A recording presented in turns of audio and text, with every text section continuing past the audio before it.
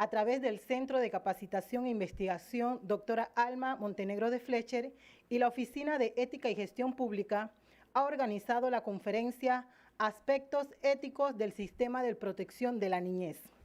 Saludamos a los miembros de la mesa principal, doctor Rigoberto González Montenegro, procurador de la Administración, doctor Jorge Llanareas Gil, expositor de esta conferencia. También saludamos a las autoridades de nuestra institución, autoridades presentes, profesora Ingrid Chan, directora del Centro de Capacitación de la Procuraduría de la Administración, profesora Florencia Ortega, subdirectora del Centro de Capacitación. También destacamos la asistencia a esta actividad de la directora Marlene Tello de Participación Ciudadana del Ministerio de Seguridad, a la subcomisionada Yesenia Pineda, jefa del Servicio Policial de la Niñez y Adolescencia. Igualmente resaltamos la asistencia de los miembros de la Policía Nacional.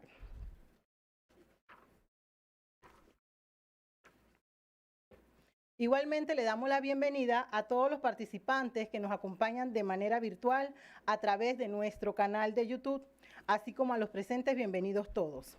Para dar cumplimiento a este programa, cedo la palabra al procurador de la Administración, Rigoberto González. Montenegro, porque si no me lo reclama mi mamá. Cada vez que me la encuentro más chiquillo, todavía me dice chiquillo. Buenos días a todas y a todos. Gracias por estar acá. Gracias al amigo Jorge Llanareas por venir a compartirnos de su experiencia, de su formación, de su visión sobre un tema de mucha actualidad. El tema de los aspectos éticos del sistema de protección de la niñez. Y uno siempre tiene que hacer una reflexión alrededor de esto, ¿no? Sin yo ocupar el puesto del expositor. El aspecto de la ética. ¿Sí? ¿Por qué hacer énfasis en el aspecto de la ética? Y la única reflexión que a mí me viene a la mente es porque cuando se aprobaron las leyes de protección de la niñez, recuerdo, porque es de mi época, el cuestionamiento que se hacía. Ahora no vamos a poder ni mirar a nuestros hijos. Y yo me preguntaba, ¿y por qué no? ¿Sí? ¿Y cuál fue el cambio de concepción? O por lo menos yo lo interpreto así a la distancia.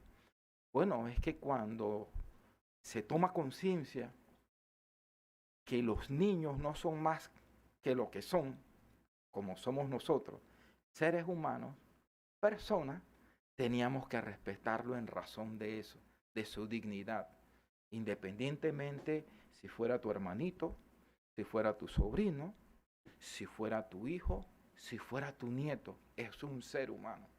Y cuando tomamos conciencia de eso, no podíamos dejar de tratarlo como lo que es.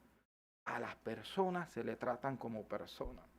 Y siendo persona, tengo que respetarle un mínimo. Si yo quiero que me respeten mis derechos, yo también tengo que respetarle los derechos a los niños. Y cambió el concepto. Creo que ese es parte del problema ético de todo esto.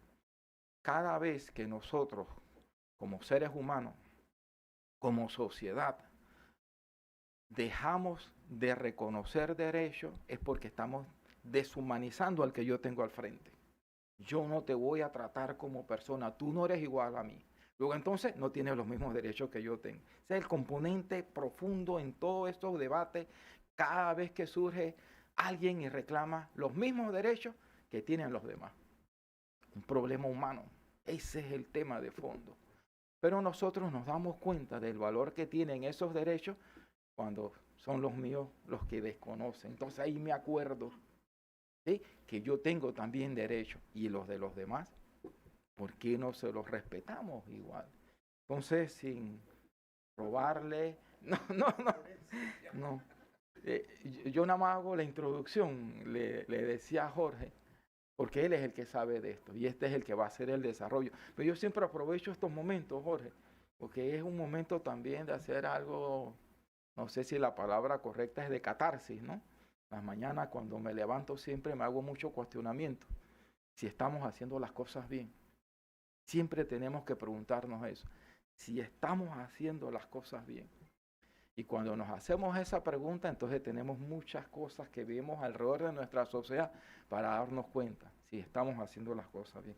Gracias nuevamente, Jorge Llanareas, por estar aquí. En el breve momento en que estuvimos aquí ya nos comprometimos para otra actividad, sin tener que firmar nada, como es el tema de donde yo vengo, ¿no? El valor de la palabra, no había que firmar nada, con que me lo dijera se asumía el compromiso, así que ya lo comprometí acá para abril, los 40 años de las reformas de 1983. Y el problema, Jorge, es que ya lo hice público, delante de todo el mundo, ya no te puedes evadir. ¿Tiene importancia este tema? Claro que sí, y tenemos a la persona indicada para que nos venga a hablar de él mismo, con toda la experiencia que tiene.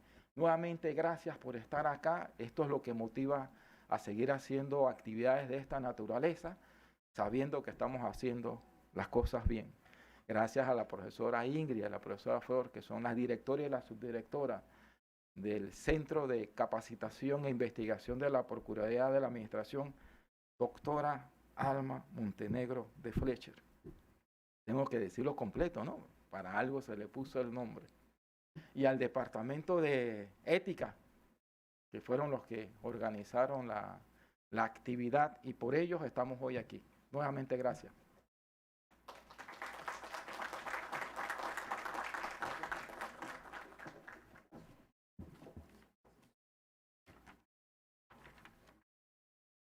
Le damos la bienvenida a la magistrada Ángela Russo de Cedeño, de la Corte Suprema de Justicia de la Sala Primera de lo Civil. Gracias, señor procurador. Antes de presentarle al conferencista de la mañana, se le comunica a los participantes que nos acompañan de manera virtual que tendrán la oportunidad de realizar sus preguntas a través del chat en vivo del canal de YouTube. Igualmente, a los integrantes de este auditorio podrán realizarla a través del formato que fue entregado junto con el programa. Igualmente, esto quedará grabado en nuestra plataforma del canal de YouTube. Las preguntas serán leídas al finalizar la conferencia.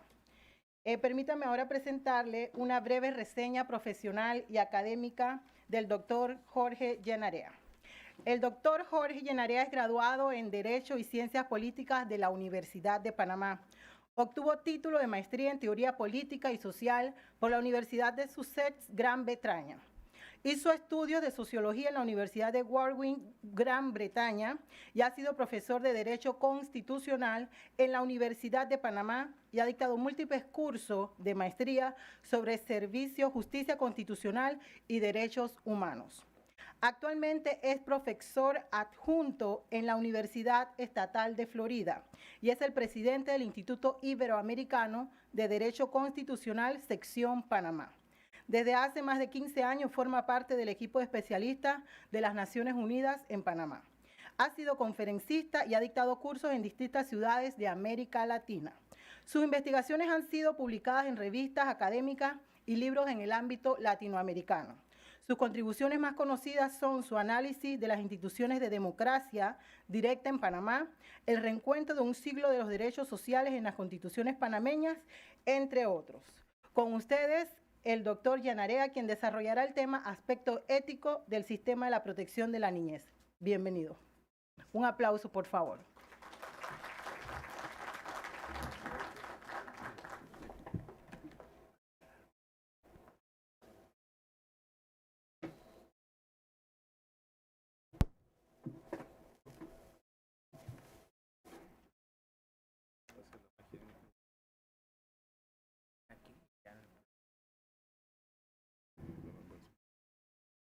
Para ver mejor. Sí, claro. Sí. ¿Ya se proyecta ya? Okay. Muy buenos días a todos y a todas. En primer lugar, mi agradecimiento a mi viejo amigo Rigoberto González Montenegro, que siempre tiene muy buen humor y además vierte conceptos introductorios muy precisos. Ya dijo la mitad de las cosas que yo iba a decir hoy. Y todo con absoluta corrección. Miren, en este momento, antes de iniciar, quiero dedicar esta conferencia a 3 personas muy importantes en este tema. Las 3 son muy buenas amigas mías, porque es una amistad que estuvo cimentada no en el compartir preocupaciones académicas, sino literalmente en lo que ha sido la lucha por los derechos de la infancia. Esas tres amigas son Esmeralda Arosemena de Troitiño, que actualmente forma parte de la Comisión Interamericana de Derechos Humanos, Rosaria Correa, que es miembro del Comité de los Derechos del Niño de Naciones Unidas en Ginebra y que está llegando al salón en este momento. Y la tercera persona que también forma parte de esa tríada belicosa e invencible es Nadia Vázquez, que en ese tiempo era oficial de programas en UNICEF, en Panamá, y luego de ese periodo pues tuvo una carrera internacional de más de 15 años en distintos países del mundo. Cuando nosotros comenzamos a hacer el trabajo de los derechos de la infancia, créanme que éramos poquitos, estábamos muy solos y no nos entendía nadie. Y nos decían cosas extrañas como esas que dijo Rigoberto ahora, de que ahora no se puede ni mirar a los niños, pues. Y en realidad lo único que estábamos buscando era una cosa que se dice fácil, se dice rápido, pero no es tan sencillo, que es el reconocimiento de sus derechos, que es el reconocimiento de su ser de personas. Pero ha tomado mucho tiempo. También debo decir que hay otras personas, por supuesto. Yo mencioné mis tres amigas queridas, porque son personas que nunca dudaron sobre lo que estábamos haciendo. Repito, a pesar de que éramos muy poquitos, nadie nos entendía mucho y a veces no causábamos, digamos, una buena impresión. Pero bueno, al final las cosas han tomado tiempo, se han hecho lentamente y poco a poco se han ido haciendo. Todos hubiéramos querido que esto se hubiera hecho en 5 años, pero no se hizo en 5 años, se hizo en 25. Así que yo dejo ese reconocimiento a estas amigas allí. También quiero decir que para mí este momento es importante porque un poco es una oportunidad para mí para traer juntas distintas áreas de estudio, de conocimiento, de desarrollo profesional y de práctica personal. Como ustedes saben, como ya mencionaron, yo pues he sido profesor de Derecho Constitucional, he escrito mucho sobre Derecho Constitucional y a veces los abogados que están en el área de la niñez no necesariamente están en buenos términos con el Derecho Constitucional. Si a mí me preguntan a qué área del derecho pertenece los derechos de los niños, definitivamente es derecho constitucional, a pesar de que yo entiendo de que en la práctica profesional los abogados tienen la creencia de que es derecho civil y de que tiene algo que ver con el derecho de familia, pero en realidad no es así.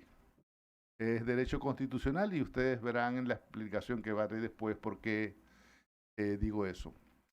Además de las áreas del tema de la niñez, de mi práctica, digamos, de trabajo diaria durante muchos años sobre el tema de los derechos de los niños y la enseñanza del derecho constitucional, hay una tercera área que también para mí es importante, que es el estudio de la filosofía política y ética, que es la materia que enseño en la Universidad de la Florida desde hace más de 20 años.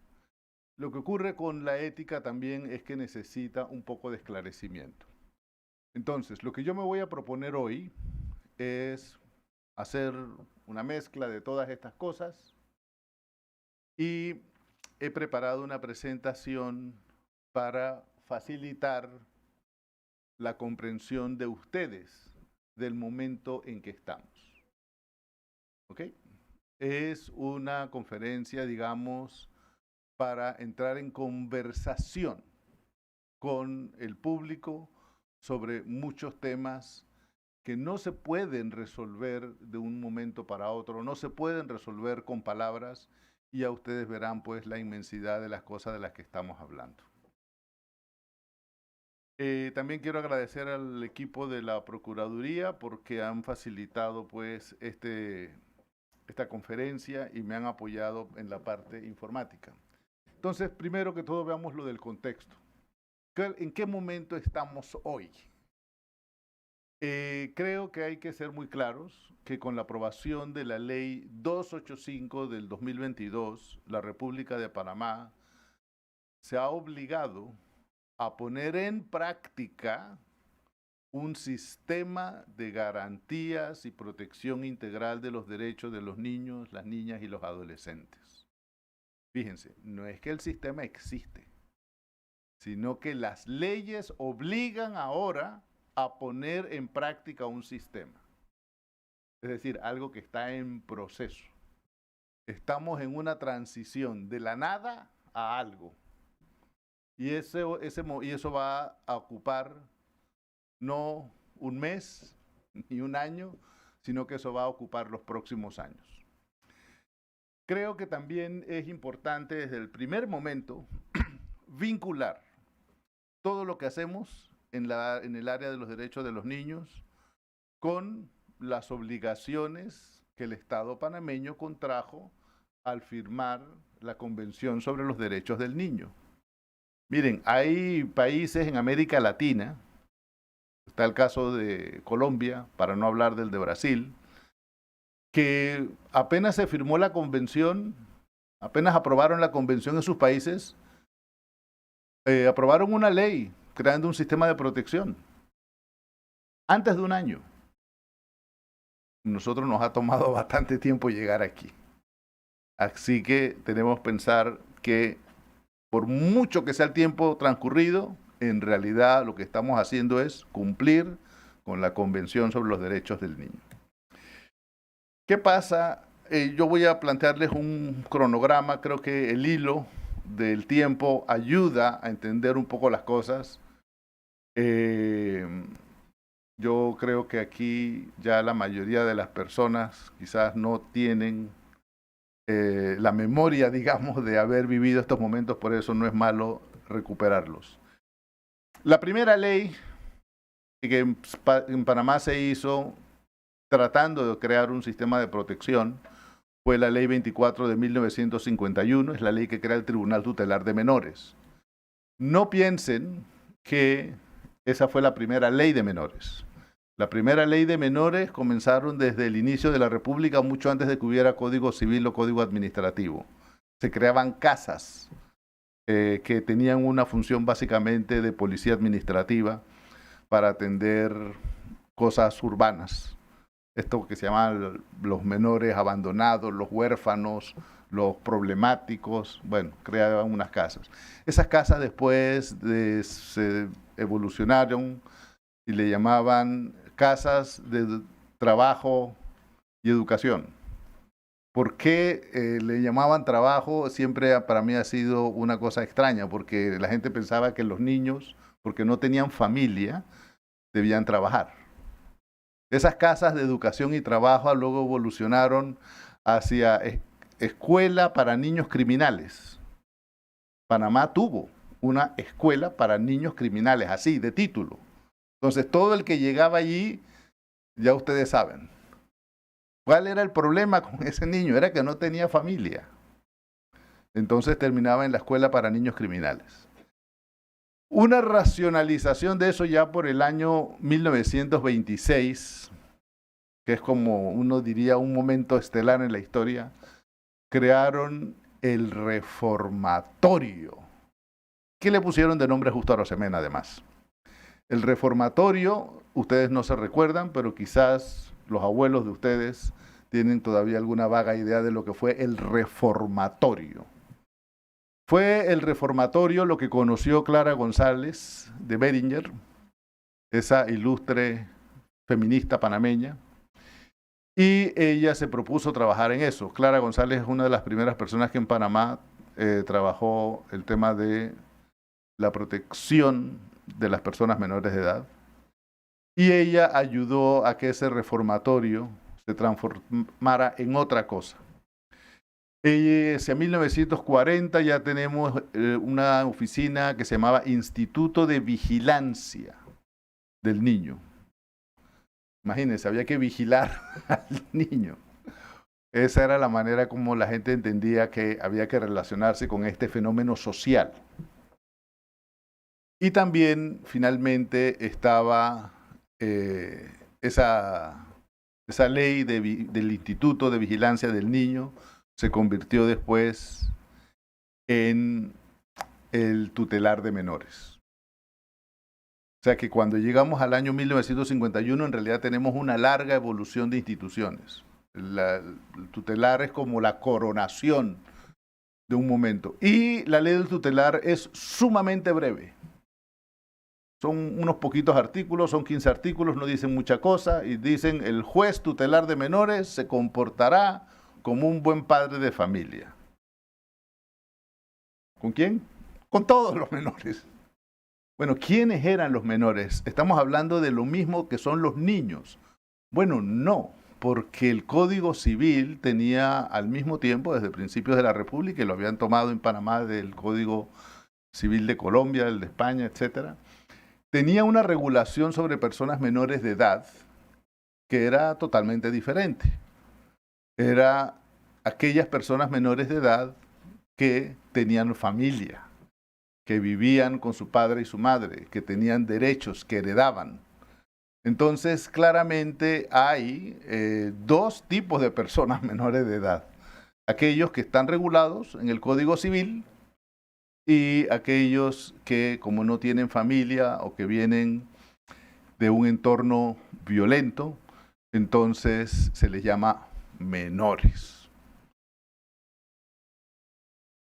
Hay cosas interesantes que pasaron después de 1951, por supuesto. No voy a comentar ahora las disposiciones de la Constitución del 72, pero sí es importante que entendamos que cuando se aprobó la Convención sobre los Derechos del Niño en Panamá en 1990, mediante Ley 15, se estaba dando un gran paso en transformar el sistema. Es decir, no era una convención cualquiera, era una convención que iba a transformar las bases del sistema, las palabras, los conceptos, la manera de relacionarse con los niños. Es decir, es un gran proyecto de cambio en la sociedad. La Ley 15 de 1990 en realidad pasó bastante desapercibida, no se hizo un trabajo, digamos, de difusión, de diseminación de los conceptos de transformación, y eso es lo que explica el tipo de discusión que se hizo cuando se llevó a la Asamblea el Código de la Familia en 1991. No voy a ahondar sobre los temas del contexto del país, del contexto sociopolítico, pero ese Código de la Familia que se aprobó en 1994 y estuvo en la Asamblea, en discusiones, en las sesiones desde 1991, ¿de dónde venía?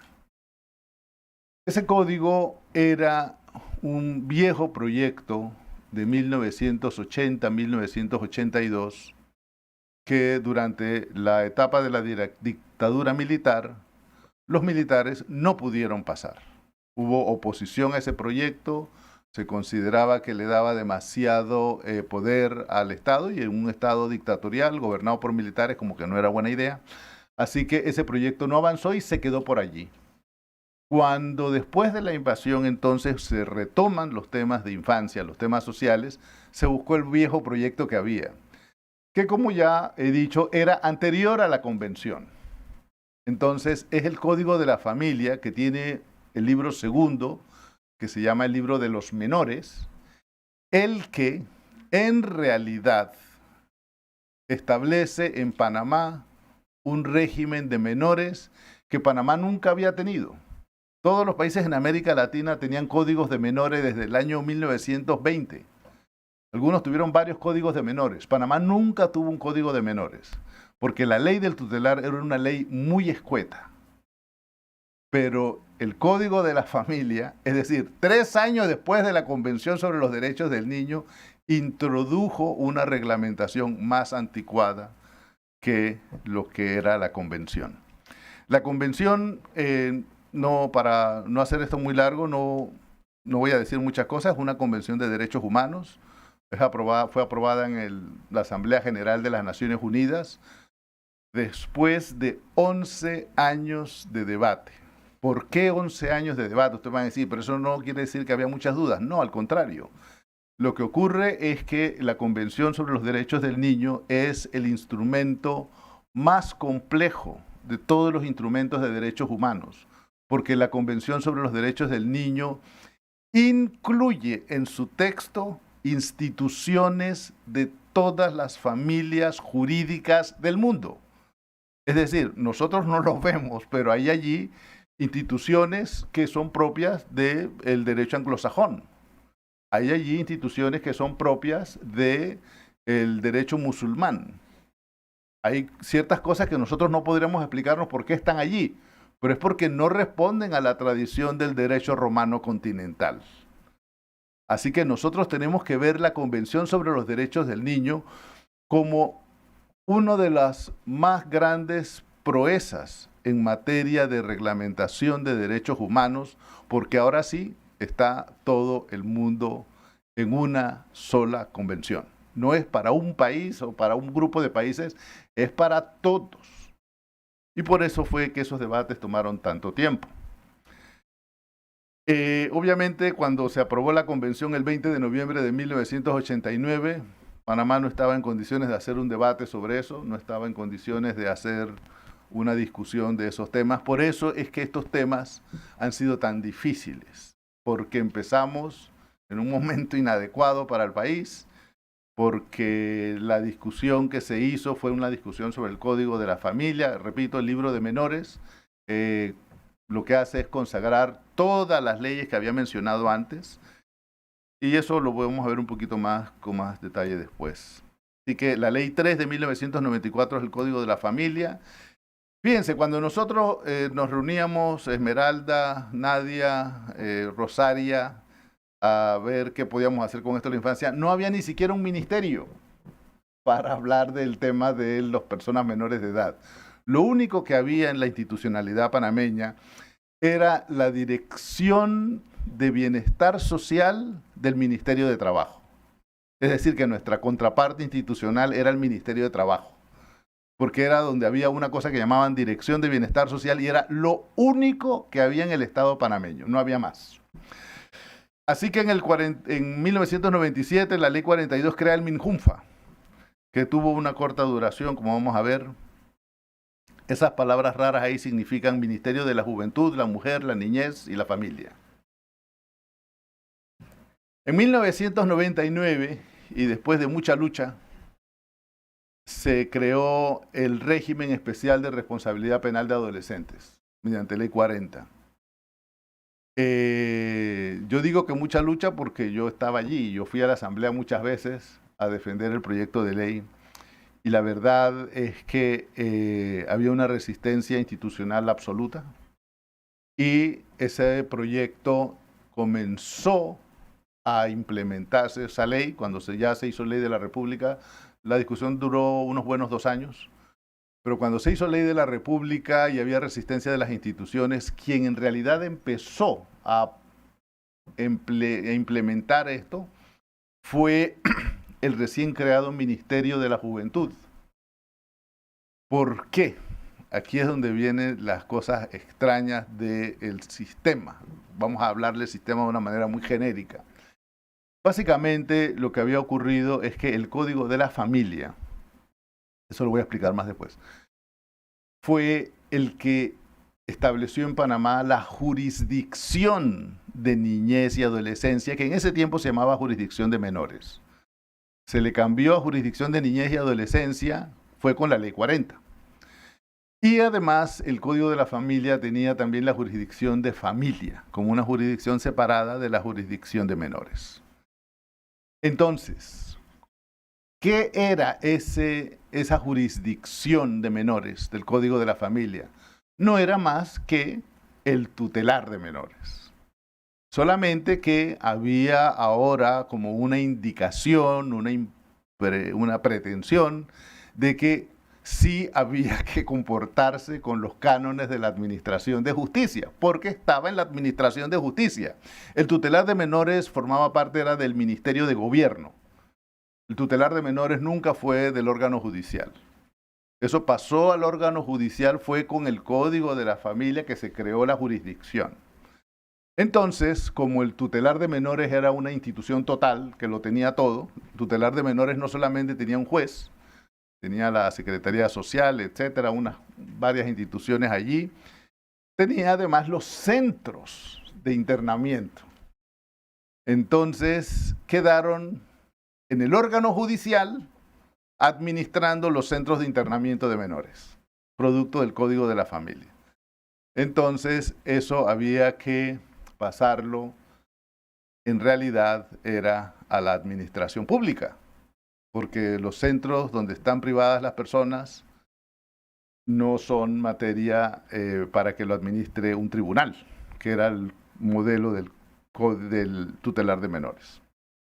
Así que poco a poco con la Ley 40 comenzó a ordenarse ese sistema a pesar de la mucha resistencia, a pesar de que después de aprobada la ley, cuando ya debía entrar en vigencia y no entraba en vigencia, no había los jueces, los defensores, los fiscales que tenían que tener.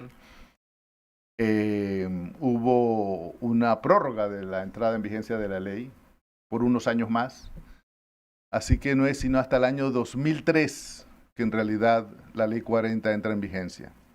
Y adivinen qué encontraron cuando comenzaron a aplicar la ley en el 2003, que había una enorme cantidad de casos vencidos, prescritos.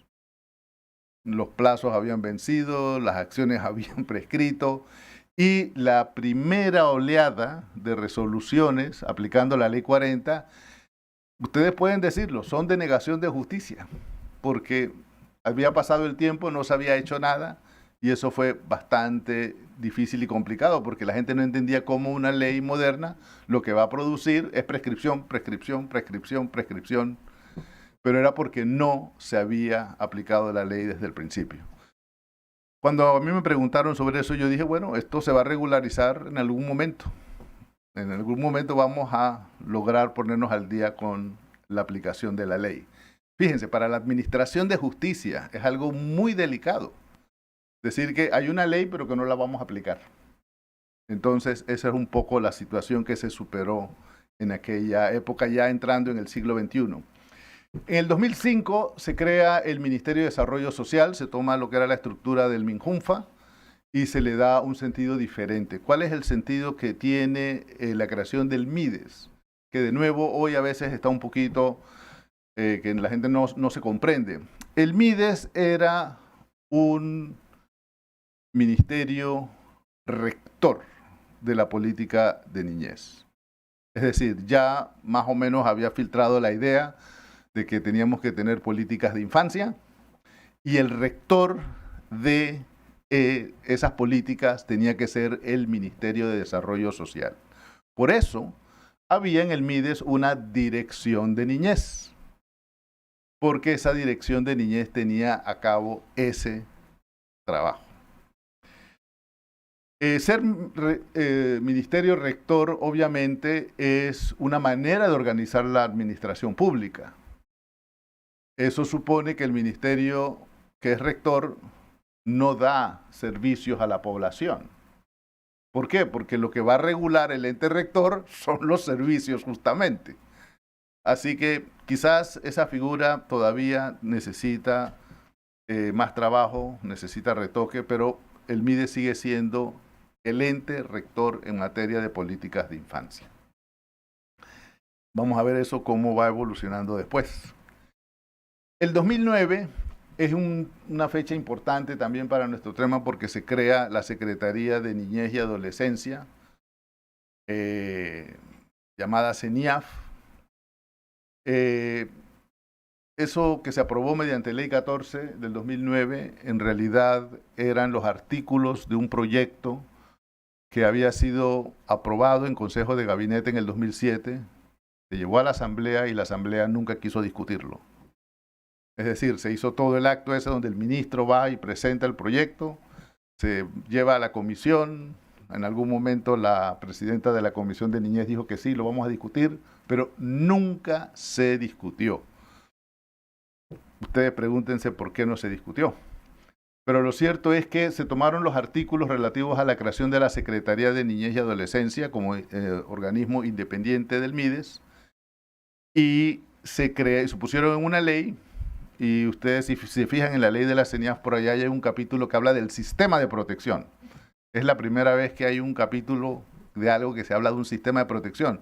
Pero uno pregunta, bueno, ¿y el sistema de protección dónde está? Y es que se quedó en los otros, el 90% de los artículos que no se aprobaron. Así que es un paso en falso. Y es un paso en falso, entre otras cosas, porque la idea de que la CENIAF es el sistema de protección es una idea muy mal fundada. La CENIAF no es el sistema de protección. Así sea que la CENIAF tiene 5 o 10 oficinas por todo el país, ese conjunto de oficinas no son el sistema de protección. La CENIAF tiene una serie de tareas, tiene un mandato legal muy específico y no es de ser ente rector de las políticas de infancia. Claro que hay otras cosas que ocurren después de la ley de la CENIAF. Está también la Ley General de Adopciones, que tiene algunas cosas interesantes que se pueden comentar, pero eso y otras cosas están también bajo revisión, así que vamos de allí. Tenemos un periodo de sequía hasta el año 2021, perdón, es 2020, no es 2021.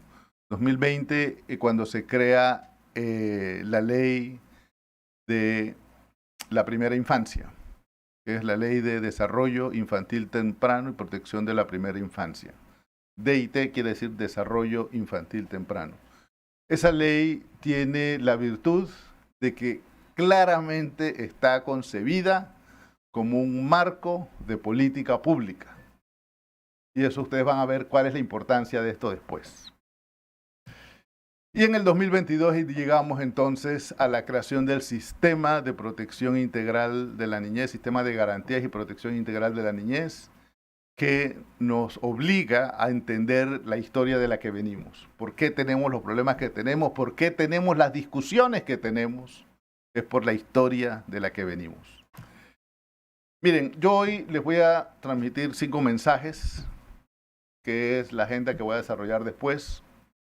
Pero en vez de hacer las conclusiones al final, voy a postular los mensajes al principio, para que esté muy claro de esto de qué va. Me pidieron que hablara de aspectos éticos. Bueno, cuando uno habla de la ética, la primera pregunta que hay que hacerse, ¿ustedes consideran que los niños son personas? ¿O me van a decir que son personitas? Me van a decir que son personas así en chiquito. No existe persona en chiquito. Son personas. Una vez que ya estamos claros de que los niños son personas, hay que comenzar a derivar de allí una serie de conclusiones. Vivimos en un mundo en que nadie es propiedad de otro. Yo estoy seguro que muchos acá hemos leído del poeta Khalil Gibran, los niños no son tuyos, vienen a la vida a través de ti. De eso es lo que se trata. Aprender a tratar a los propios hijos como personas. Y eso, díganme ustedes si no es una tarea difícil. Pero por allí hay que empezar. Después seguiremos. Así que, bueno, ese es un mensaje fundamental de hoy, que hablar de ética y de la niñez significa que estamos adquiriendo el compromiso de tratar a todas y cada una de las personas con la misma dignidad. Y eso significa no una opción moral, eso es una propuesta de cambio de las relaciones entre las personas y en la dinámica de las instituciones. la manera como las instituciones se comportan ya no va a poder ser igual entonces. Siguiente mensaje, sistema. Hablamos ahora de sistema de protección y yo estoy seguro que durante los próximos meses y años todos vamos a estar hablando mucho de sistema. Pero la pregunta es, ¿sabemos qué es el sistema? La propuesta aquí es que el sistema se refiere no solo a las instituciones públicas que están mencionadas en la Ley 285.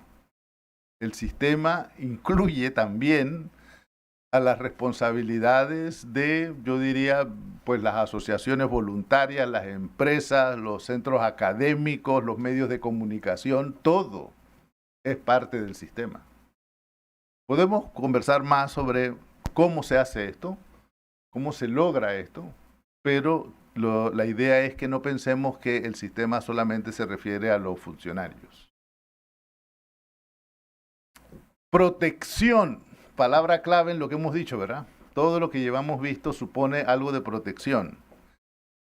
El mensaje que yo quiero enviarles no es qué es lo que estamos haciendo o lo que hemos estado haciendo, lo que hicimos, sino qué es lo que debemos hacer. Ese es el sentido de protección que ahora es verdaderamente importante. ¿Cómo debe ser la protección? Si usted me dice, es que aquí hacemos las cosas así. No. Antes de que usted me diga cómo hacemos las cosas aquí, usted sabe cómo debe usted hacer las cosas aquí. Hay que volver a cuestionarse las cosas más básicas. ¿Cómo debe ser la protección? Yo les voy a dar algunas pistas sobre eso más adelante. Así que les adelanto que se trata, siempre que hablamos de protección, de ahora, siguiendo la ley 285, hablamos de protección integral. Protección integral quiere decir protección de derechos. Y además, la protección de derechos tiene un enfoque fundamentalmente preventivo. Es muy importante entender eso. No hay que esperar que haya un evento adverso en la vida del niño. No hay que esperar que haya vulneración de derechos para ocuparse de los derechos del niño. No. La idea es que sea un enfoque preventivo. Digamos que eso no ocurra al niño. Creo que también hay que tener una reflexión sobre la niñez. ¿Qué hace la niñez? ¿Qué puede hacer la niñez? Sin eso no estamos completos. Hoy los niños son todas las personas que tienen hasta los 18 años. De 0 a 18 es la manera como lo decimos. Pero todos sabemos que eso es un rango muy amplio de situaciones en la vida. El niño que tiene 6 años ve a los más chiquitos y dice, yo soy grande. Y cuando llegan a 12 años, literalmente se lo saben todo. Y cuando tienen 15, quieren comportarse como adultos, fíjense. Entonces, sí, la vida de los niños tiene muchísimos cambios, tiene muchísimas etapas.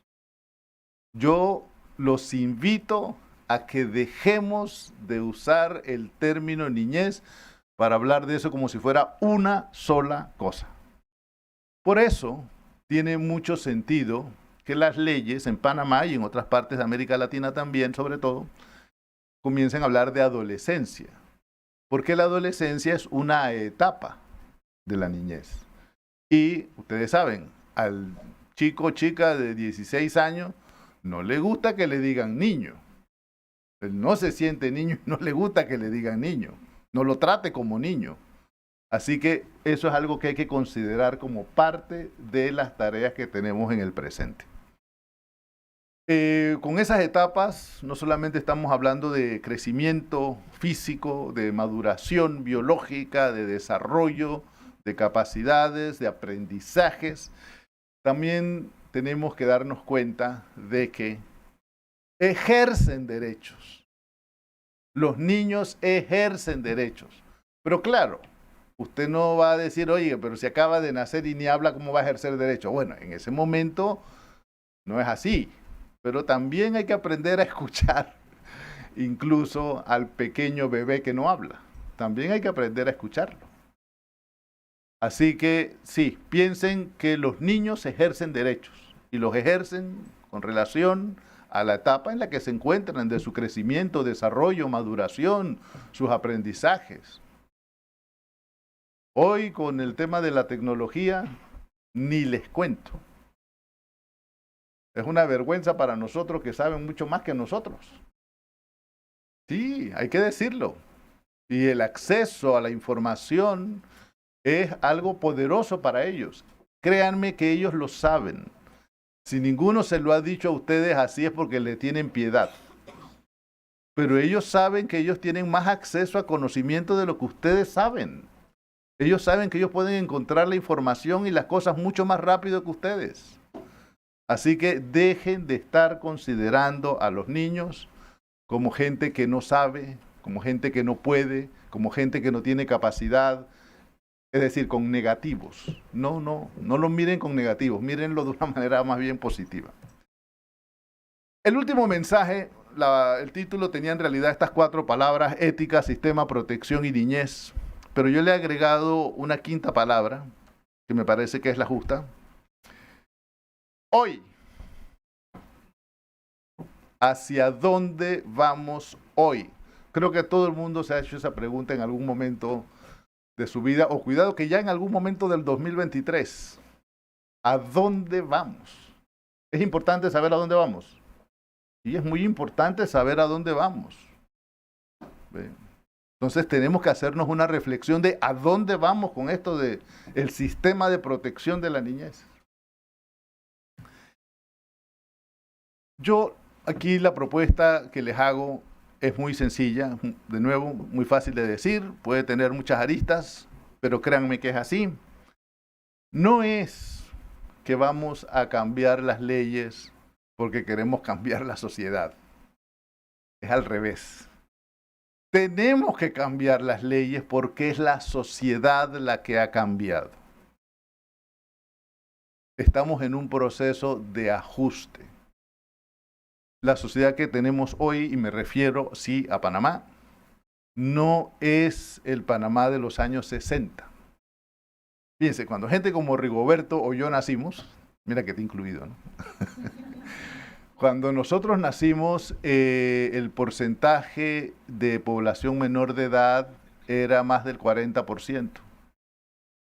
Era una sociedad diferente. Las familias también estaban estructuradas de manera más tradicional. Los problemas eran otros. Entonces, ¿por qué razón creemos que podemos seguir con las mismas instituciones de una sociedad que ya no existe? Entonces, miren esto de lo que estamos hablando hoy, del sistema de protección, de implementar el sistema de protección como un ajuste a la sociedad que realmente tenemos.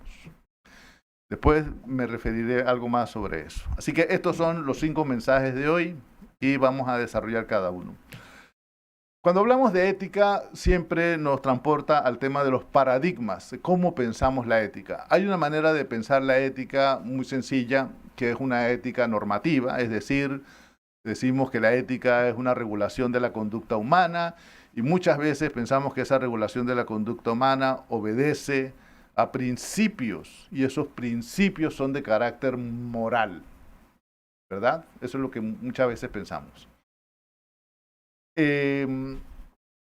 Hay otra manera de mirar la ética que es más bien enfatizando el carácter convencional de las normas éticas.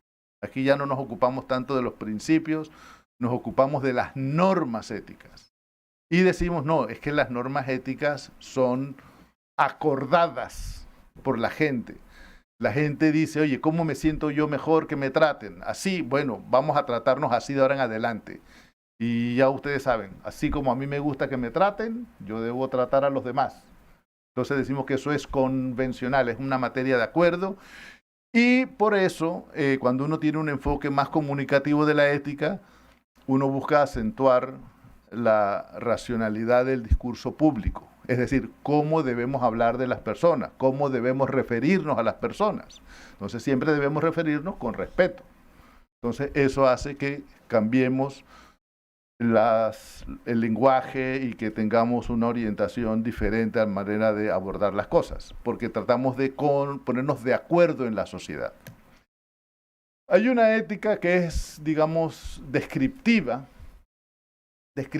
porque es cuando decimos, yo creo, voy a decir algo un poco exagerado, pero así cuando hablamos de que la ética de los piratas. La ética de los piratas, en realidad lo que estamos diciendo es que hay un conjunto de costumbres que la gente tiene y que ese conjunto de costumbres tiene cierta legitimidad y justificación por la manera de ser de la gente. Entonces allí no intentamos juzgar a las personas, sino decimos, así es que la gente se comporta, con esta justificación, con estos motivos. Entonces, esa dimensión de la ética descriptiva también es importante tenerla en cuenta. Y finalmente, yo voy a agregarles acá una ética basada en la dignidad de las personas. La ética basada en la dignidad de las personas es el resultado de aceptar la obligación de respetar y garantizar los derechos humanos para construir instituciones democráticas. Es decir, partimos de que los derechos humanos existen, los derechos humanos nos obligan y que nos iría mucho mejor como sociedad si respetáramos los derechos humanos. No respetar los derechos humanos nos introduce inmediatamente en los temas de violencia, pobreza, inseguridad, etc. Así que por eso una ética basada en la dignidad de las personas significa respetar los derechos humanos. Que de nuevo, respetar los derechos humanos no quiere decir que todo el mundo se va a salir con la suya. No, tratar con respeto a las personas. Cada uno va a recibir la parte de la justicia que le corresponde, de acuerdo a las instituciones, pero siempre tratarlos como personas.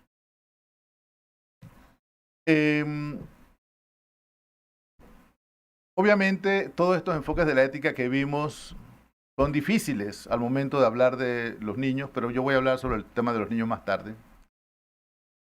Ahora lo que me gustaría marcar son algunos conceptos para el tema de comprender qué es el sistema. El sistema, yo les propongo que lo veamos como un proceso de integración institucional. ¿Qué quiere decir eso? Eso quiere decir que para garantizar los derechos del niño, para respetar sus derechos humanos, tenemos que dejar de tratar a los niños como si los niños fueran cosas o partes de cosas.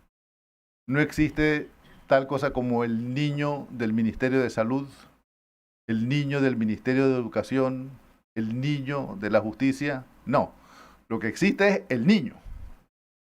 Y entonces las instituciones tienen la obligación de buscar cómo articularse entre ellas para garantizar y respetar esos derechos. Entonces, ¿qué va a pasar allí? Si usted tiene, por decir algo, niños en un albergue, la pregunta es, ¿y la educación de esos niños? Bueno, usted tiene que hacer algo, tiene que ponerse en movimiento para garantizar la educación de esos niños. No me venga con que eso es del Ministerio de Educación. ¿Se da cuenta? No. Usted tiene una responsabilidad. Tiene que buscar articular con el Ministerio de Educación. Que hay un tema de alguna enfermedad contagiosa en el grupo de niños. Bueno, igual, usted tiene una obligación allí. No es que la cosa es por partes. Fíjense que también en esta época es donde hay más necesidad de entender cómo se cruzan las obligaciones entre los sistemas, digamos los sistemas administrativos, los sistemas sociales. Uno de los grandes problemas que acosa a la niñez es justamente el acoso escolar o el bullying. Y ese es un tema que, por supuesto, que tiene una responsabilidad el Ministerio de Educación, pero no solo el Ministerio de Educación. En Panamá tenemos muy poco espacio en nuestras mentes para la salud mental. No de los niños, de todo el mundo. No lo reconocemos. Nos cuesta mucho aceptar que incluso en el trabajo tenemos que darle un espacio a los temas de salud mental. Las personas necesitan atención de la salud mental, no están locas. Todos necesitamos atención de salud mental en algún momento u otro. Bueno, los niños también.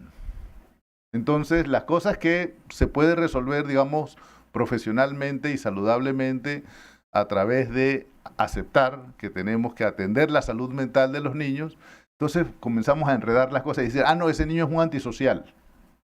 No, el niño no es un antisocial, oiga. No le ponga una etiqueta.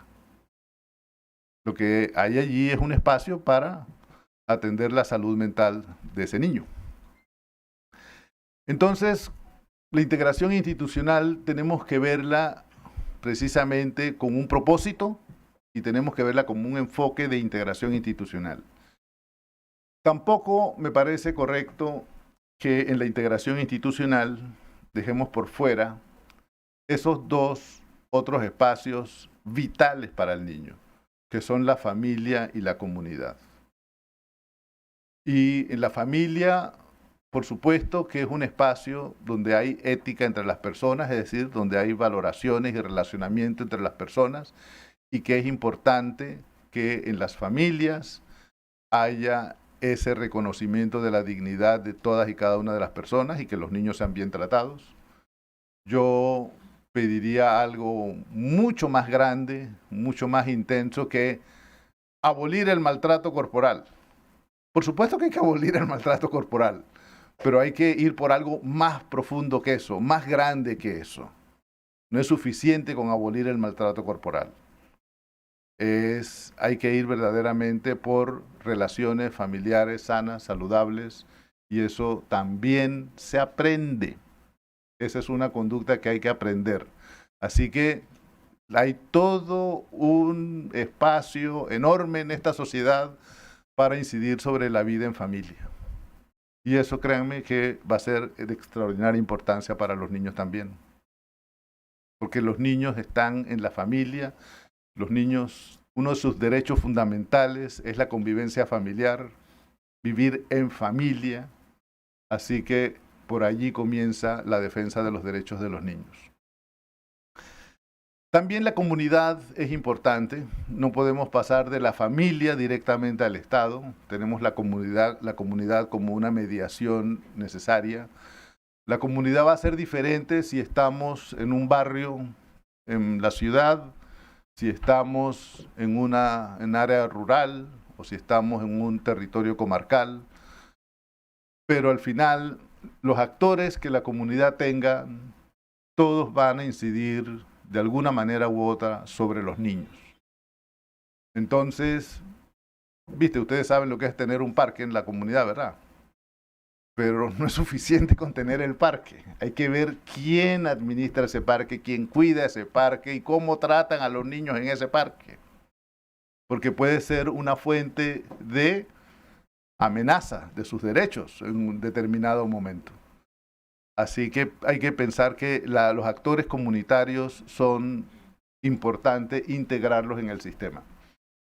Voy a darles una fórmula de esas cosas que se pueden repetir fácil, que de nuevo toma mucho tiempo armar, toma mucho tiempo hacer, pero se repite fácil, y como es fácil repetirla, se las voy a decir. Se requiere articulación horizontal y vertical. Articulación horizontal, todos los sectores juntos, que aprendan a trabajar juntos.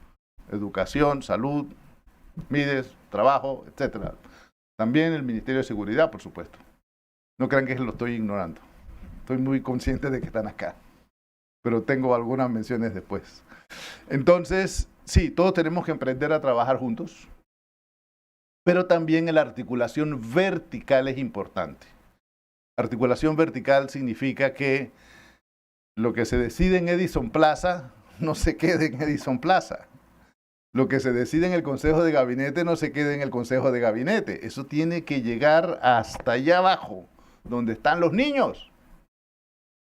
Porque los niños no están en esos espacios. Los niños están en su vida familiar y comunitaria. Están en el nivel local. Entonces, ¿cómo hacemos para que estas grandes discusiones que tenemos acá lleguen donde están los niños? Entonces, esa articulación vertical es importante. Y por supuesto, muchos de ustedes tienen muchas cosas que ofrecer sobre eso. Vamos ahora a entrar al tema duro de lo que es la protección. Lo que estamos en un proceso es de resignificar la protección, volver a encontrarle un significado. ¿Y por qué resignificarla? Porque es que todo el mundo sabe lo que es protección.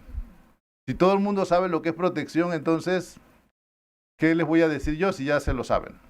Bueno, hay que buscarle el sentido para hacer una conversación útil sobre esto. En la primera forma de protección, que surge de finales del siglo XIX, le vamos a llamar protección tutelar. ¿Por qué? Porque es una manera de proteger a los niños. Ya lo vimos antes, se les llama menores. Los niños son objetos de protección. Hay personas muy bien intencionadas. Ustedes en la película lo ven, el juez o el oficial de algún servicio de protección incluso se los lleva para la casa. Cuando no sabe qué hacer con el niño, se lleva al niño para la casa. Entonces, ellos están protegiendo al niño. ¿Se dan cuenta? Si usted le pregunta, ¿qué está haciendo usted con eso? Bueno, lo está protegiendo al niño. Literalmente, objeto de protección.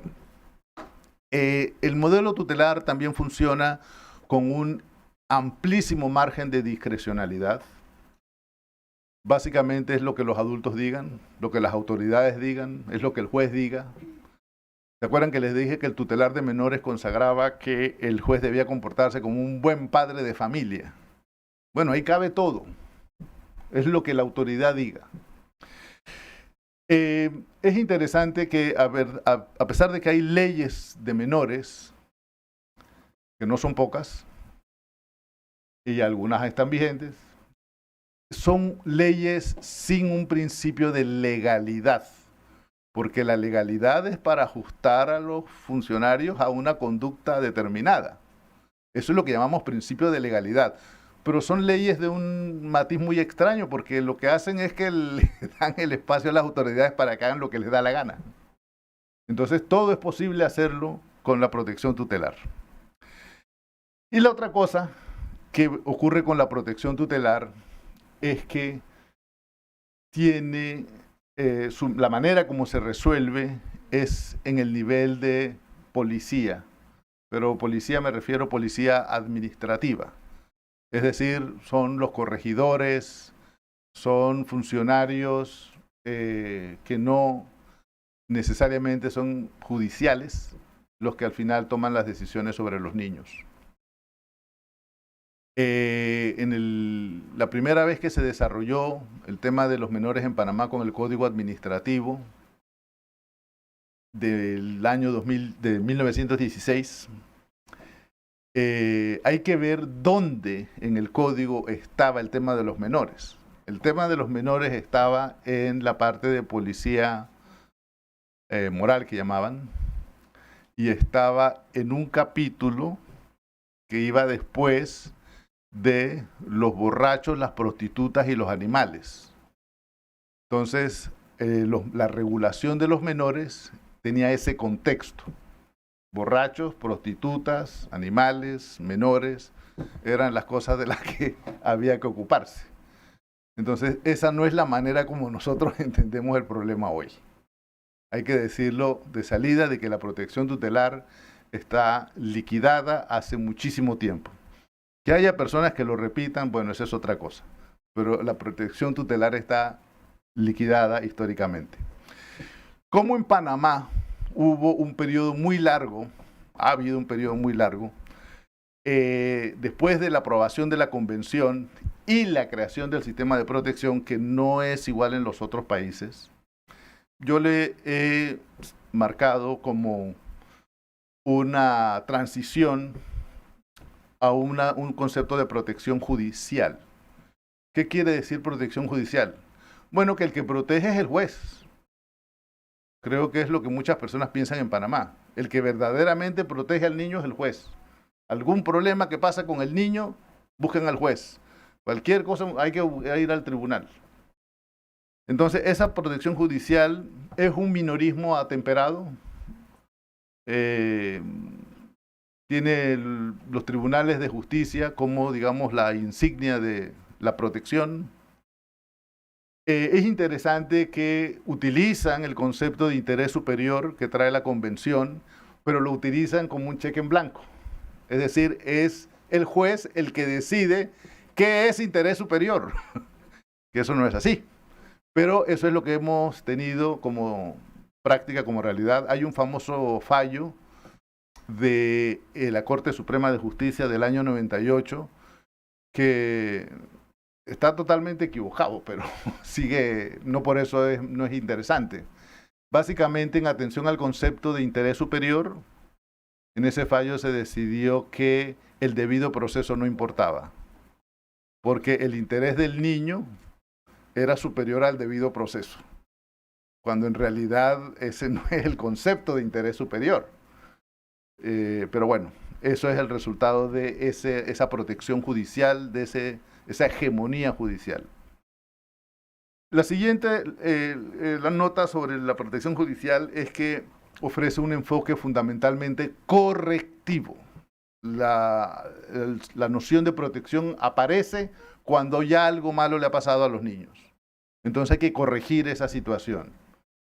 Por eso, en realidad, nosotros decimos que en materia de los derechos del niño, cuando estamos ante un tribunal, ya llegamos tarde. Porque la idea de los derechos del niño es fundamentalmente preventiva. Entonces, si ya estamos ante un tribunal, ya algo salió mal, ya llegamos tarde. Pero eso es lo que hace ese sentido de protección judicial. Y el otro tema que ha sido parte de las cosas graves que ha ocurrido en Panamá durante estas décadas, después de la aprobación de la convención, es cómo creció la población de niños institucionalizados. ¿Por qué? Porque en el enfoque judicial, el juez dice, hay que sacarlo de la casa, dígame dónde lo pongo. Necesito dónde poner los niños. Entonces, ese necesito dónde poner los niños, lo que significa en la práctica es que si les das 100, te los llena los 100 espacios y te dice queremos más. Y si le das 500, te llena los 500 espacios y dice queremos más. Entonces, nunca va a haber la cantidad de espacios suficiente para satisfacer las acciones de protección del juez, porque están dirigidas un poco a institucionalizar. Así que hay que hacer un cambio de mentalidad, hay que hacer un trabajo que es conceptual, es académico, pero también que es muy necesario en materia de protección de los derechos humanos de los niños. Estamos ahora en protección integral, ¿verdad? Todo es lo que todos queremos hacer, ¿cierto? Todos. Levanten la mano quienes quieren implementar la ley de protección integral. Tan poquita gente. Todos. Yo no los veo todos, ¿no? Veo algunas personas dudando ahí. Pero bueno, se han comprometido a la protección integral, yo creo que con buen criterio, pero yo les voy a reforzar su criterio. La protección integral de lo que trata es de proteger los derechos de los niños, no proteger a los niños como cosas, proteger los derechos de los niños. Fíjense la necesidad de utilizar la palabra proteger derechos. Eso es lo que es protección integral, proteger derechos. Hannah Arendt decía en sus análisis sobre los regímenes totalitarios que parte del problema del siglo XX era que no se entendía que los derechos humanos eran el derecho a tener derechos, que eso es lo más importante que tienen los seres humanos, no los derechos específicos, sino el derecho a tener derechos. Entonces, de eso es lo que trata el sistema de protección. Y eso nos obliga a pasar de una noción, yo diría, un poco romántica de los derechos a políticas públicas. Para que esos derechos se garanticen, se respeten, tengan una realidad en la vida de los niños, tenemos que tener políticas públicas. Díganme ustedes, ¿qué es el derecho a la educación sin una política pública de educación? Es poesía. Lo que garantiza el derecho a la educación van a ser las políticas públicas de educación. Si usted quiere educación de calidad, enfoque cuáles son las políticas que nos van a dar esa calidad de educación. Derechos sin política, señores, no va muy lejos. Es verdad que es un proceso, es verdad que hay que trabajar mucho, con mucho esmero, con mucho ahínco, para desarrollar esas políticas públicas, pero ya en Panamá se han dado buenos pasos y justamente en el tema de desinstitucionalización me parece que es justo reconocer que hay un gran avance en Panamá en esa materia. Lo otro que va justo con la protección de los derechos es la inclusión y la equidad. Inclusión y la equidad es que cuando hablamos de proteger los derechos de los niños, no estamos hablando de proteger los derechos de los niños buenos. No estamos hablando de proteger los derechos de los niños que se portan bien. No es un premio o una recompensa a que se portan bien. No, no es eso. A todos. Pregunta. Y los que son así medio violentos y maleantes, también. A todos los niños. Entonces, en Panamá también hay avances importantes en materia de incluir a las personas con discapacidad, pero esa no es la única inclusión que hay que hacer. Hay que incluir también a todos. Y muchas veces las personas son excluidas en razón de su origen, en razón de que no hablan bien el español, en razón de su estrato socioeconómico, en fin. Entonces hay que ser inclusivos. Proteger derechos obliga a ser inclusivos. Y el tema de la equidad es importante porque, señores, todos sabemos que proteger derechos cuesta, se requieren fondos públicos y eso significa que tenemos que hacer el esfuerzo más grande allí donde hay más necesidad. Voy a repetirlo. Equidad significa que hay que hacer el esfuerzo más grande allí donde hay más necesidad. Por supuesto que usted puede ir a los barrios de clase media y se pueden encontrar miles de cosas que hacer con los niños y de mejorar su situación. Yo no digo que no, pero de nuevo, piensen un poco, ¿dónde está la mayor necesidad? Entonces, esa debe ser un poco la lógica para priorizar la equidad. Lo otro a lo que nos obliga la protección integral,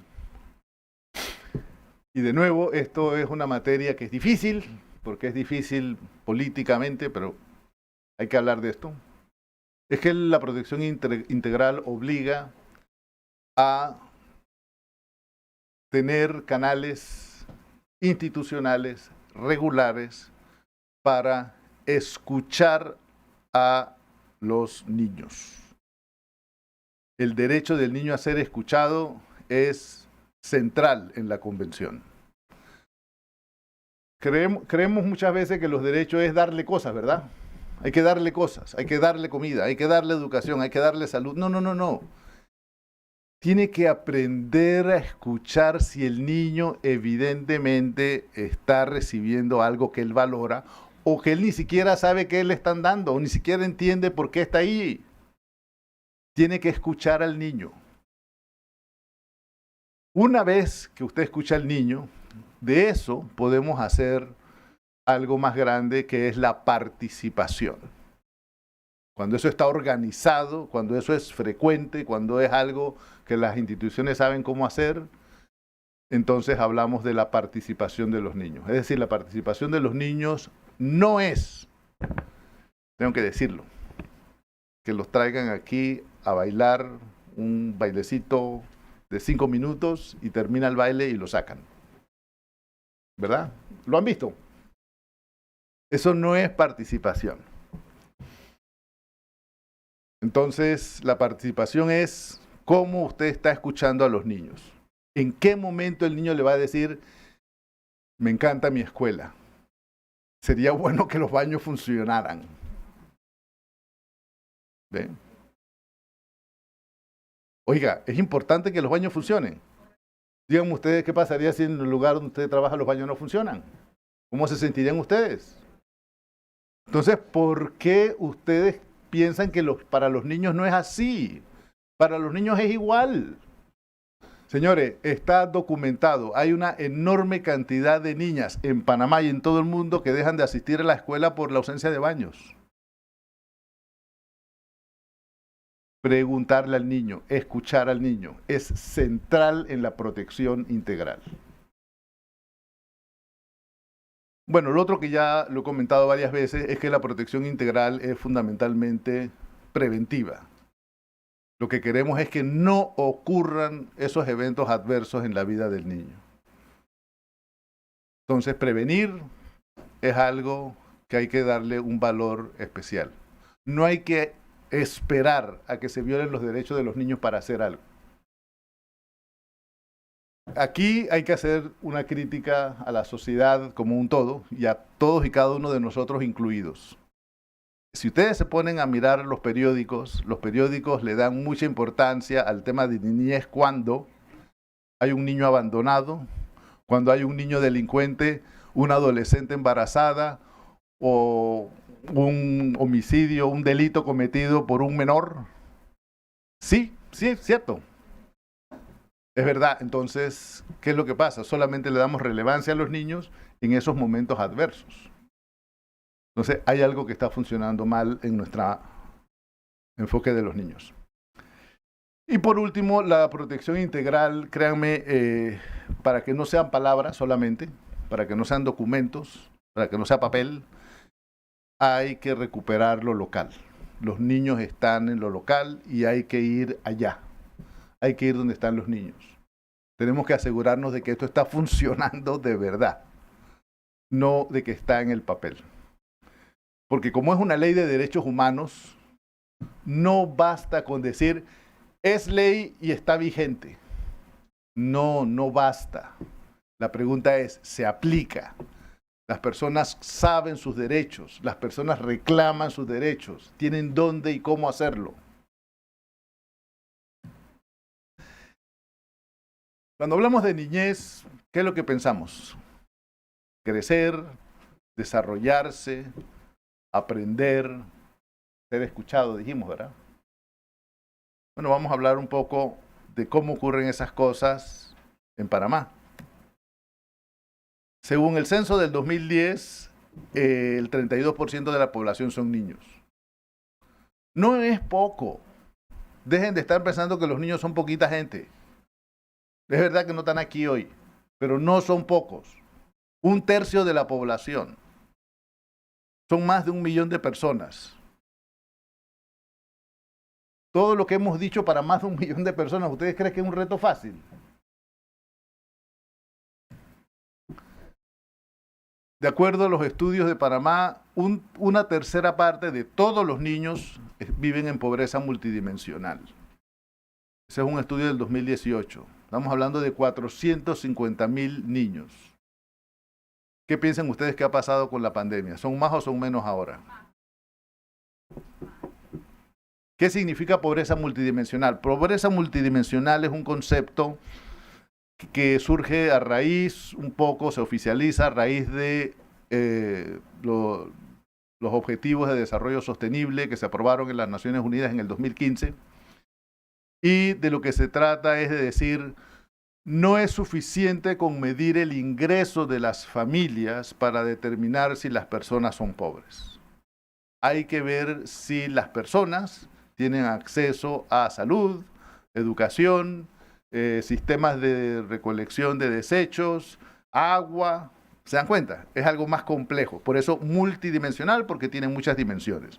En Panamá se hizo un estudio con 10 indicadores, que marcaba 10 derechos diferentes, y si el niño aparecía con privación de por lo menos 3 derechos o más, entonces se decía que ese niño está en pobreza multidimensional. Cuando se hizo el estudio en todo el país, resultó que 1/3 de los niños vivían en pobreza multidimensional.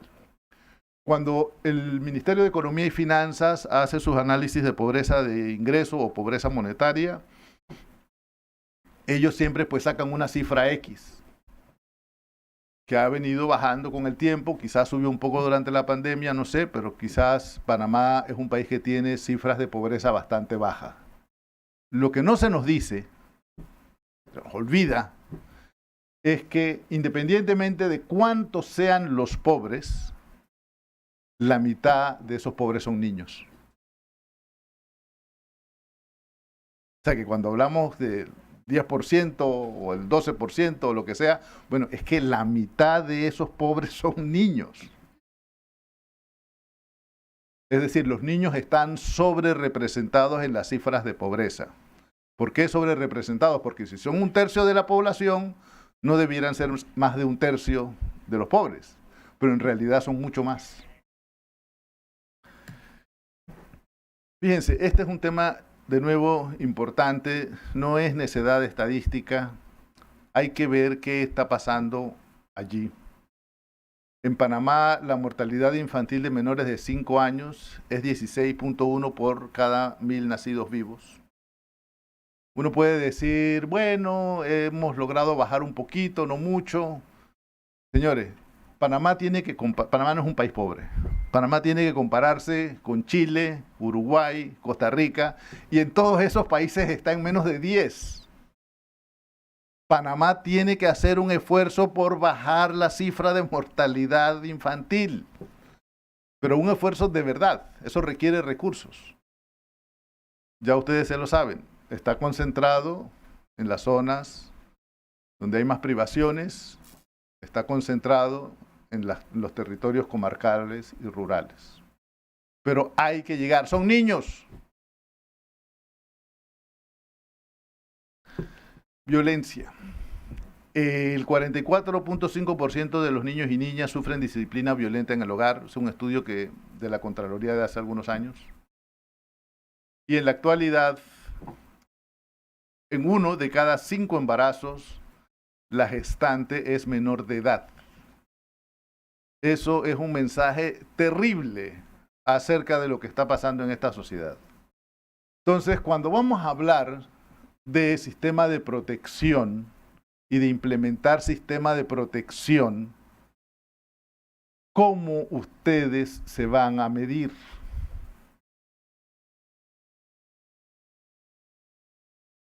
Díganme, me van a decir, es que hemos expedido 5 resoluciones. Me van a decir, no, es que hemos contratado 10 personas más.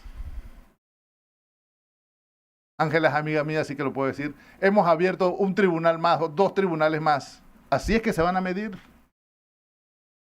No. Señores, esta es la realidad contra la cual hay que compararse.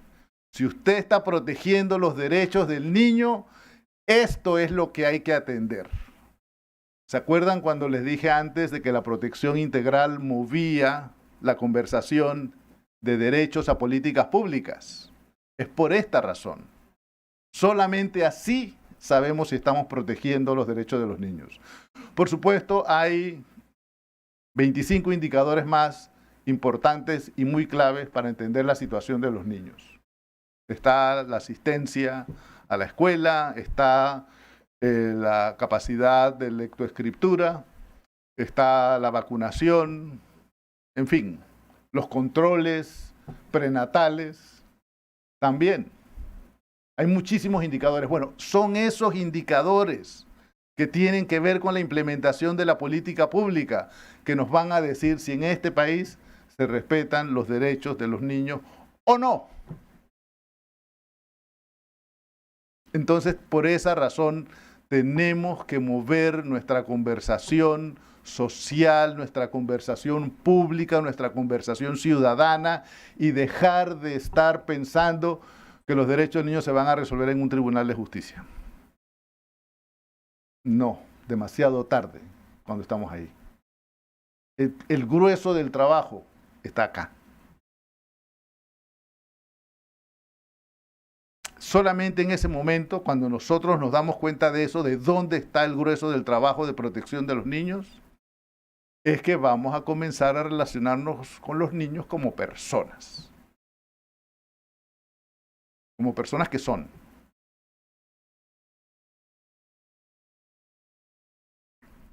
¿Se acuerdan que les dije que había un tema más? El hoy. ¿Cuáles son las tareas de hoy, de ahora, de ya, de cuando salen de aquí, de ya? Priorizar la infancia. Señores, hay 1 millón de temas, todos lo sabemos.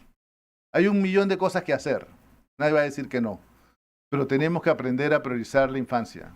Tenemos que poner en práctica el sistema de protección y garantías y protección integral de la niñez y la adolescencia, y eso no es materia de una institución.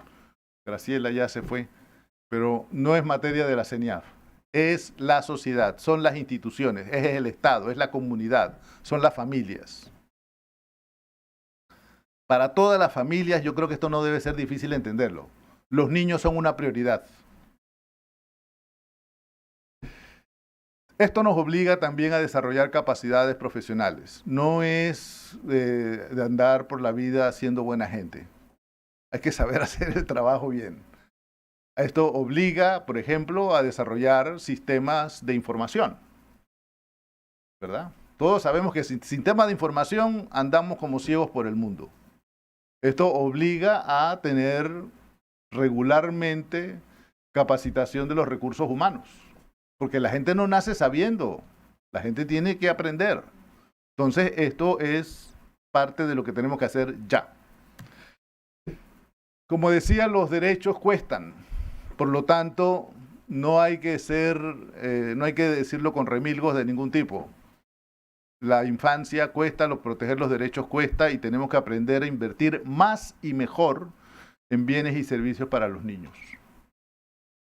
El gasto público en la infancia es inversión en capital humano, no es gasto como costo, es una inversión, y está demostradísimo que toda la inversión en infancia, en educación, en salud, produce mejores sociedades, y no hacerlo produce entonces sociedades que tienen una carga más pesada y más difícil de atender. Por último, yo también creo que así como estamos haciendo hoy esto aquí, gracias a la iniciativa de Rigoberto González Montenegro, mi buen amigo, tenemos que abrir espacios públicos de conversación y participación con niños y adolescentes. Tenemos que invitar a los niños y adolescentes a ser parte de esta conversación. Tenemos que organizarnos para ellos. Esta conversación no es completa si se hace a sus espaldas. Yo voy a dejarlo aquí por hoy. Les doy las gracias por su atención y les recuerdo que los niños y las niñas esperan por su acción. Muchas gracias.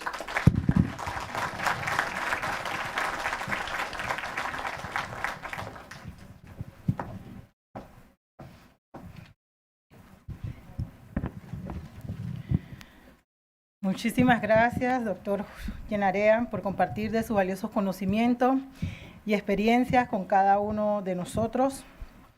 También resaltamos la participación de la magistrada Miriam Chen Rosas, de la Sala Primera Civil de la Corte Suprema de Justicia, y de la directora general Graciela Moat, de la Secretaría Nacional de la Niñez, Adolescencia y la Familia. Ahora estaremos leyendo algunas de las preguntas formuladas. La primera sería, ¿qué políticas o medidas específicas se llevan a cabo en Panamá para el desarrollo de la ley de protección actualmente? Sí, bien. En Panamá hay varios ejemplos de políticas que se están implementando. Yo diría que la política de desinstitucionalización es una de esas.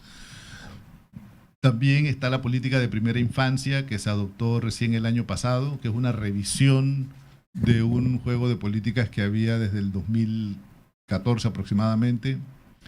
Y esas nuevas políticas públicas se están enfocando como lo que debe ser, es decir, tiene que tener basado en la evidencia, tiene que tener presupuesto, tiene que tener un conjunto de acciones para darle seguimiento, es decir, no es sacar un documento, sino poner en práctica una política pública. Ok, siguiente pregunta. ¿Se encuentra Panamá en cumplimiento de los convenios internacionales en materia de niñez y adolescencia o presenta alguna situación de atraso o incumplimiento? Miren, yo creo que nosotros tenemos como país el privilegio de tener a Rosaria Correa, que es miembro del Comité de los Derechos del Niño, pero yo voy a abusar del micrófono porque lo tengo aquí, así que voy a dar una respuesta en la manera como yo lo entiendo. Lo que establecen los órganos de tratado, cuando hablamos de derechos humanos, no siempre es claro y transparente para todos los países. Entonces, los órganos de tratado, en este caso el Comité de los Derechos del Niño, tiene un diálogo con el Estado. Se sientan allá en Ginebra y conversan, usted ha avanzado en esto, oiga, sacó esta ley, qué bonito, ha hecho esto, qué bien, estos indicadores han mejorado, y el comité también le pregunta a Panamá, y estos otros temas, ¿qué ha hecho? ¿Por qué no ha hecho esto? ¿Por qué no ha hecho el otro? Entonces, claro, Panamá tiene algunas deficiencias que se le ha llamado repetidamente la atención de por qué no cumple. No es una vez, y no es la opinión de una persona, no es la opinión de un académico. Es algo que se adopta en el seno del Comité de los Derechos del Niño, porque el Comité de los Derechos del Niño emite recomendaciones cada vez que se reúne con el Estado. Una de esas cosas era el sistema de protección. Ahora, la próxima vez que Panamá vaya al comité, sí va a poder decir, aquí está la ley. Y entonces el comité le va a preguntar, ¿y qué ha hecho con la ley? Porque no es que me diga que aquí está la ley, es qué hizo con la ley. Otra de las cosas que el Comité de los Derechos del Niño le ha preguntado a Panamá repetidas veces, y Panamá no logra responder, es cuánto invierte el Estado panameño en la niñez. Todos los países están obligados a medir cuál es su inversión en la niñez. Entonces, Panamá también. Panamá no ha podido dar una respuesta. Yo espero que en los próximos meses y años, Panamá logre verdaderamente medir cuál es su presupuesto para los niños. ¿Por qué? Porque no tiene ningún sentido que yo diga que voy a aumentar el presupuesto si no tengo una línea base. ¿Cómo yo voy a saber que estoy aumentando el presupuesto si no tengo una medida? Yo solamente puedo saber que aumento si digo, mira, antes eran, por decir algo, 100 millones, ahora son 150 millones. Ah, ahora sí nos estamos entendiendo. 150 millones será mucho o poco, pero ya sabemos que hay un aumento, porque lo medimos. Pero si no medimos nada, entonces no sabemos si estamos invirtiendo más o invirtiendo menos. Yo ahí también quiero comentarles que cuando hablamos de los derechos de infancia y de todas estas instituciones, yo tengo el pleno convencimiento de que si las personas, como ustedes, funcionarios o no funcionarios, entienden bien de qué se trata, solamente van a querer apoyar, porque esto no es en contra de nadie, esto es en beneficio de todos. En beneficio de todos los niños que ustedes conocen, de su familia, de la comunidad, cercanos. Entonces es un trabajo que hay que aprender a hacer, porque repito, es en beneficio de todos. Siguiente pregunta. ¿Qué opina del trato a los casos de niños y adolescentes con problemas de salud mental en Panamá? ¿Existe una parte en el sistema de protección integral para ellos? Bueno, como decía antes, la salud mental es un tema que incluso para la población adulta no está bien atendido es algo que todavía tenemos un poco que descubrir, reforzar, invertir mejor en eso. Y por supuesto, esa carencia también afecta a las personas menores de edad, particularmente en la adolescencia, pero no solamente en la adolescencia. Hay necesidades de atención de salud mental.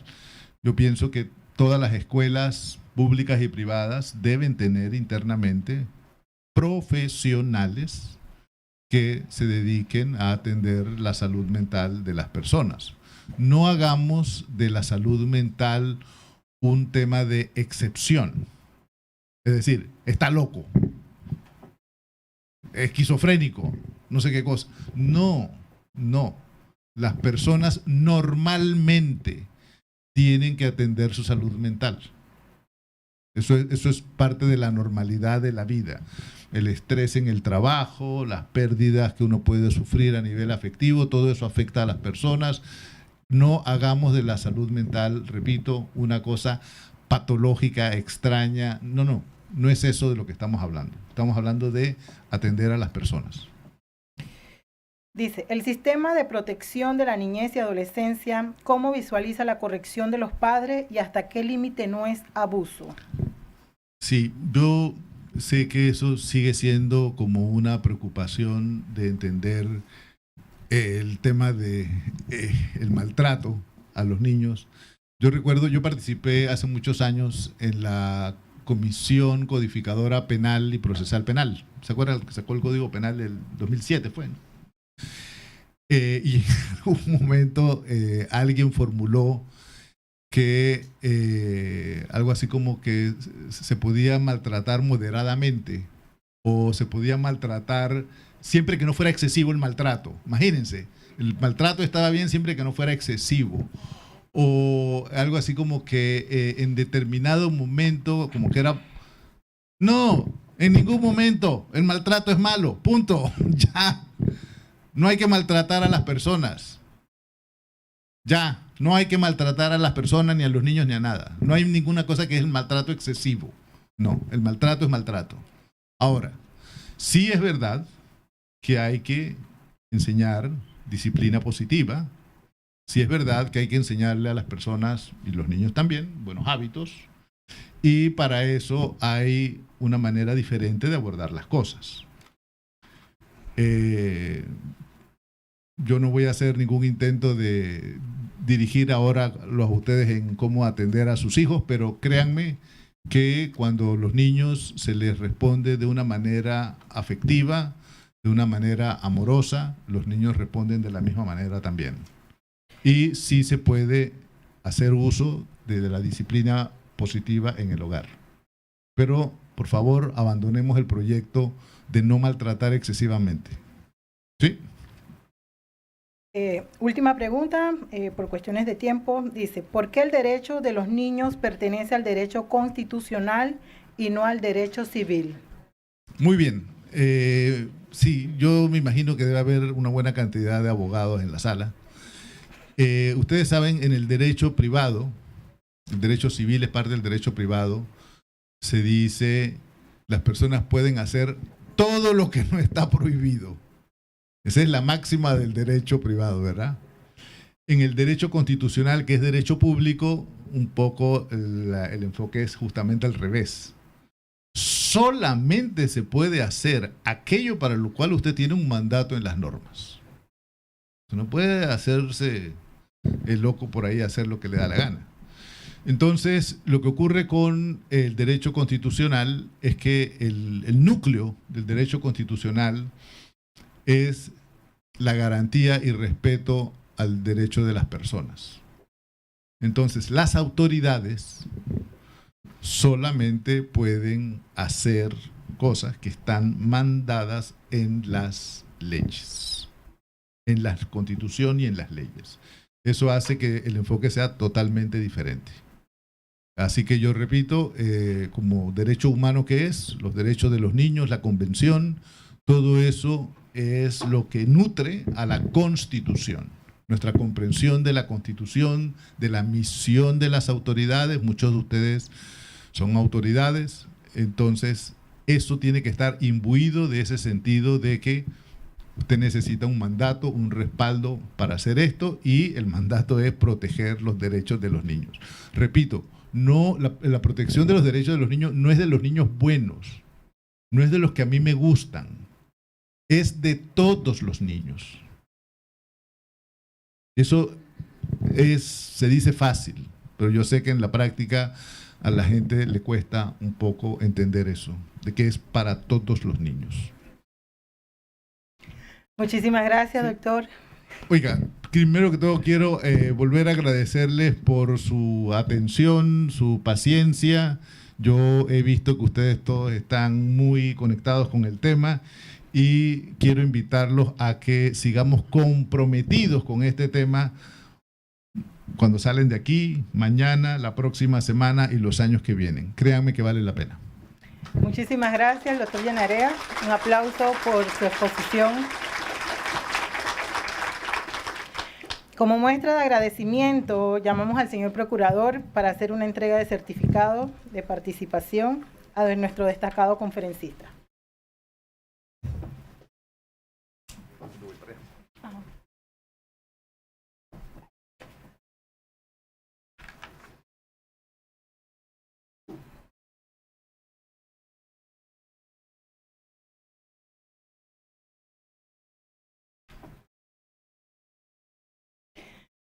Les recordamos que esta conferencia se encuentra disponible en nuestro canal de YouTube del Centro de Capacitación de la Procuraduría de la Administración.